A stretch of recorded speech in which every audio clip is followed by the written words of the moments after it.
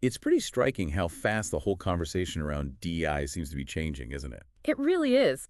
Just a little while ago, it felt like the central pillar, certainly in corporate America, in education too. Exactly. And now, well, the articles you sent over, they really paint a picture of a major shift happening quickly. Yeah, it feels like a real pivot point. The sources we're looking at highlight a significant rollback of DEI initiatives across quite a few different sectors. Right. So that prompts the question, what's really going on? Well, that's what we want to dig into. Okay, so our mission for this deep dive then is to try and understand these rollbacks. What are the drivers behind them? What's the immediate fallout? And we're going to focus on a few key stories that seem to capture what's happening. Target, the Department of Education, the Smithsonian, and also what the SEC is doing regarding Disney and ABC. And it's important, I think, to see how these might be connected, right? Absolutely. That's a key thing for listeners to consider. These probably aren't just isolated incidents. They seem more like different facets of a larger trend, a shift in how major institutions are dealing with diversity, equity, and inclusion. Okay, let's kick off with Target. They apparently dismantled their main DEI program back in January. That's the report, yes. And the reaction from consumers, well, that seems to be a really big part of the story unfolding there. How so? Is there actual data on that? There is. Placer.ai, which tracks foot traffic, shows this consistent decline for Target 8 weeks in a row. 8 weeks, wow. Yeah. The latest figures we saw from mid-March showed a 5.7% drop compared to the previous year. And the week before that, it was even steeper, 7.1% down. So averaged out. Over those 2 months, it averages out to about a 6.2% drop. That's, pretty substantial. It suggests a real tangible impact. And it's not just random shoppers staying away, right?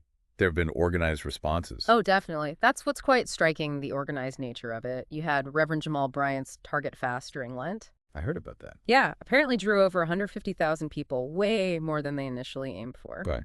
And then you have the National Newspaper Publishers Association, the NMPA. They represent the Black press. They launched this national campaign focused on education and, crucially, selective buying. They're pointing to the, $2 trillion in Black spending power? That's serious economic leverage. It is. Plus, the NAACP issued a national consumer advisory. They're explicitly framing what Target did as part of a, quote, dangerous pattern. And this is all happening after Target made some very public promises, especially after George Floyd's murder. You're absolutely right to bring that up. They made big pledges. Remember the $2 billion vow for spending with Black-owned businesses by 2025? Yes. And increasing their Black workforce by 20%, setting up that REACH committee for racial equity. So the current backlash is basically saying they've reneged on those promises. That seems to be the core accusation, yeah, that perception that they've backtracked. Now, the contrast with Costco is interesting here. It really is. Costco, according to the sources, has kept its DEI commitments in place and their foot traffic. For that same week in March, it was up 5.2%. But that wasn't a blip. No, apparently that was their 13th straight week of growth. Definitely makes you wonder, doesn't it? Is there a link between sticking with DEI and keeping customer loyalty? What about some of the other big retailers like Walmart or McDonald's? Did they see shifts too? Well, they also saw slight increases that same week, but the context is a bit different. Both Walmart and McDonald's had been seeing declines for several weeks, similar to Target, actually. Okay. But in that mid-March week, Walmart was up 0.3%, McDonald's up 2%. But, and this is key, neither company had really taken that same prominent public stance on racial justice that Target did, Right. nor have they faced that same level of organized boycott or advisory campaign. Their average drop over the previous 8 weeks wasn't as deep as Target's 6.2% either. So it really sounds like Target is navigating a tricky situation. That quote you shared from Deja Monet in Newsbreak. About walking a tightrope. Yeah. Walking a tightrope between corporate appeasement and consumer fallout seems spot on. It really captures the dilemma. So the takeaway here seems pretty clear. Pulling back on DEI, especially after making public commitments, can have real, measurable economic blowback, particularly when consumer groups organize. That's definitely a crucial insight from this case. It highlights the potential risks for companies perceived as backtracking on diversity and inclusion promises. Okay, let's pivot now. Let's talk about the Department of Education. The article suggests something pretty significant is happening there, too. Yes, this seems to align with a goal that many conservatives have held for a long time, dismantling or at least significantly shrinking the department. And there's been concrete action. There has. An executive order was signed on March 20th by the Trump administration, setting major changes in motion. And President Trump's comment about the current secretary possibly being the last, well, that certainly signals the ambition here. And it's not just talk, right? Huh? There have been actual job cuts. That's a really critical piece of this. Reports indicate around 1,300 employees were let go just last month. 1,300. Out of how many? Well, the staff count was apparently over 4,000 at the start of the year. Now it's down to 2,183. Wow, that's a huge reduction. It is. And while, fully eliminating the department would probably need Congress, these layoffs are already having a very real impact on how it operates. I imagine state education leaders must be concerned. California Superintendent Tony Thurmond was mentioned. Yes, he's been quite outspoken. He's raising alarms about the potential for chaos and how this could undermine efforts towards educational equity. California gets a lot of federal education funding, doesn't it? Significant amounts. Thurmond pointed out that for K-12, they receive about $2.4 billion just for strategies aimed at closing achievement gaps, plus another $1.5 billion for special education in this fiscal year alone. So cuts at the federal level could directly hit those programs. That's the fear. And we're already seeing concrete examples, actually. Well, for instance, $148 million in teacher training grants that were designated for California, they've been canceled. Ouch. What were those for? They were meant to help address teacher shortages and also foster a more diverse teaching workforce. Now, there is a legal challenge trying to get that funding restored, but the immediate effect is disruption and uncertainty. And educators are speaking out. Definitely. Cecily Myert-Cruz, she's the president of United Teachers Los Angeles. She called the executive order a direct attack on schools and working-class families. That sentiment seems pretty widespread among educators. What about the students themselves, particularly those relying on federal aid? That's another major concern. With such deep cuts in the federal student aid office staff, there's a very real worry about longer wait times, more administrative hurdles for students needing grants and loans. So even if the total aid money is still there, getting it distributed efficiently could become a problem. Exactly. The capacity to manage and disperse that aid could be seriously compromised. And California isn't just accepting this, right? They're pushing back. They are. California, along with 19 other states and D.C., has filed a lawsuit against the federal government. On what grounds? They're arguing these layoffs amount to illegal firings and that the scale of the reduction could basically incapacitate the department. That's according to Attorney General Rob Bonta. And the governor. Governor Newsom has also called for the executive order to be rejected. Bonta even posed this broader question, about America's global leadership in education when our own system seems to be under strain with underperforming students. So the core insight on the DOE is that these drastic staff cuts have immediate, potentially far-reaching impacts on state funding, teacher training, student aid administration, and raise serious questions about educational equity moving forward. Precisely. It's a situation with potentially profound consequences. All right, let's shift gears again. This next topic has deep historical roots, especially thinking about the recent anniversary of Dr. Martin Luther King Jr.'s legacy. The article suggests there are efforts underway to potentially reshape how he's remembered. Yes, and the timing is, well, it's notable, isn't it? Coinciding with the 57th anniversary of his assassination on April 4th. There's this tangible concern, highlighted in the sources, that the MAGA movement and associated groups like the Heritage Foundation, through its Project 2025 blueprint. Right, Project 2025. But they're actively trying to promote a revised, some sources say whitewashed, version of American history. And the suggestion that unflattering information about Dr. King might be released, many see that as a very deliberate tactic. A tactic aimed at what? Exactly. Well, the interpretation from many quoted in the sources is that it's a racially motivated agenda, an attempt to suppress uncomfortable truths about the civil rights struggle and maybe to diminish the voices still fighting for a more equitable America today. But despite these efforts, his own words remain powerful. Immensely powerful and incredibly relevant. His speeches, his writings, they still speak so directly to our current challenges.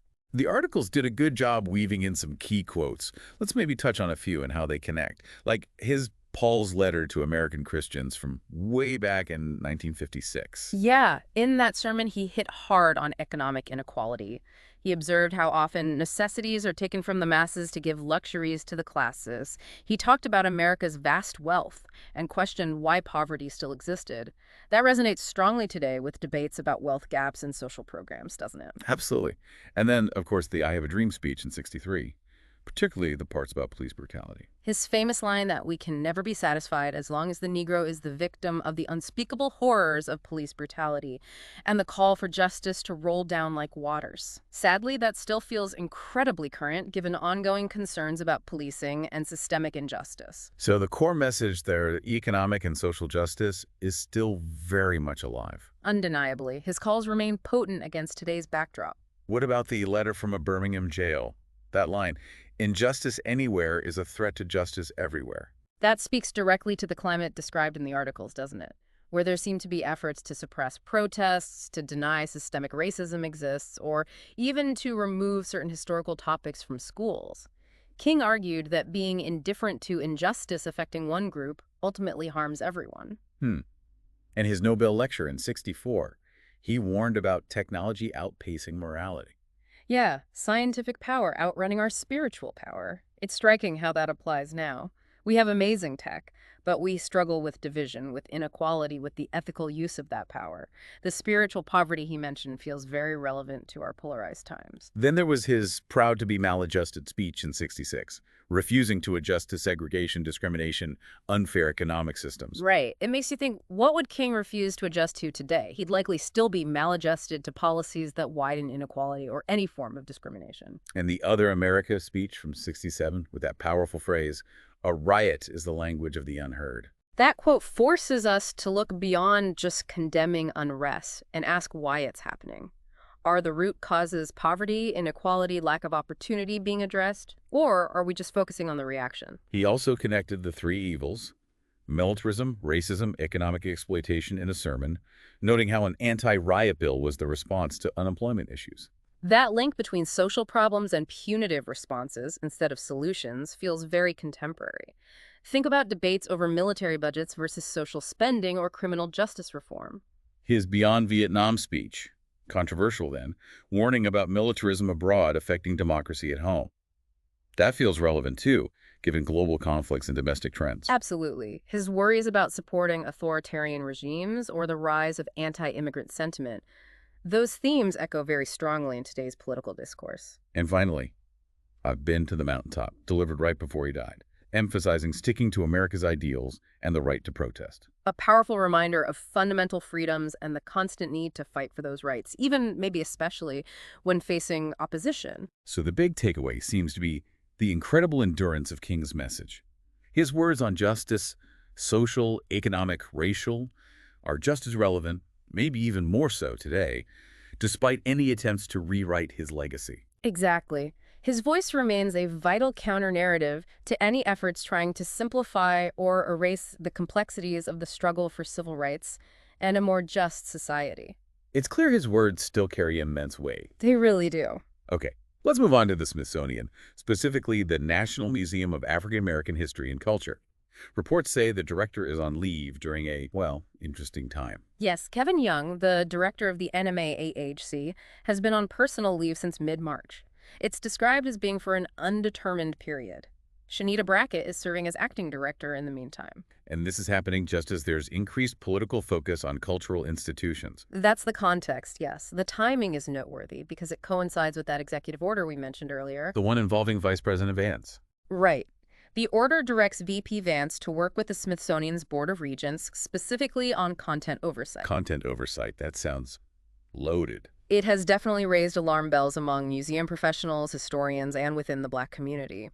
It's widely seen as a potential attempt to exert political influence over how history, especially Black history, is presented to the public.